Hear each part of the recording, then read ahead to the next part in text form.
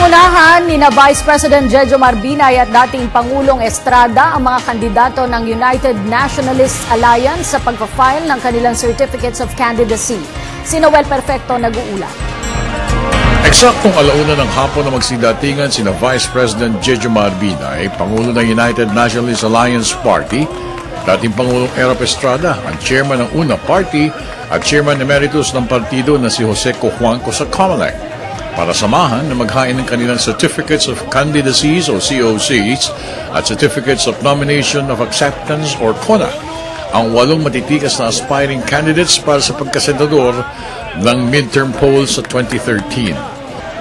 8 mga pambato ng oposisyon na kinabibilangan ni Margarita Tingting Cojuangco, Jack Enrile, Ernesto Maceda, Dick Gordon, Mitos Magsaysay, J.V. Ejercito Estrada, Gringo Honasan, at Mig Zubiri, ang masayang sinalubong ng mga taga-suporta nito hanggang sa pagtaas mismo ni Vice President Binay ng mga kamay nila bilang pagpakilala sa sambayanan upang kanila namang pagpilian.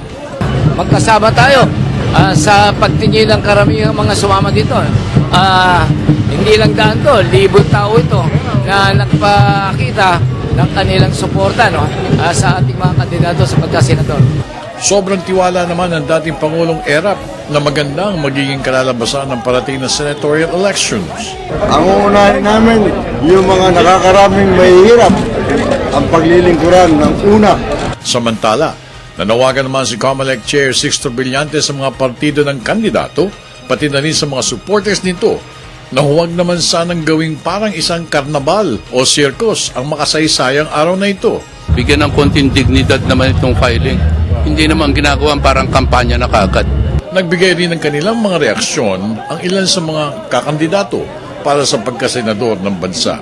Unang-una, papasalamat po ako, nakakapagtaba ng puso yung binigyan po sa akin na warm welcome, mainit na pagtanggap na ating mga kababayan. Para sa Telebisyon ng Bayan, ako naman si Noel Perfecto.